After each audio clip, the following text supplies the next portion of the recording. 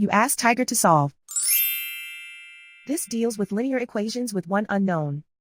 The final result is x equals 2. Let's solve it step by step. Group all constants on the right side of the equation.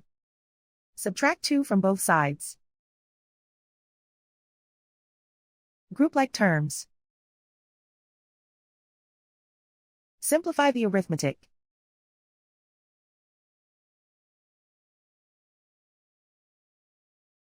Isolate the x. Divide both sides by 4. Simplify the fraction. Find the greatest common factor of the numerator and denominator.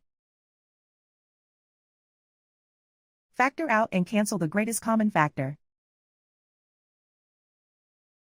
And so the final result is x equals 2.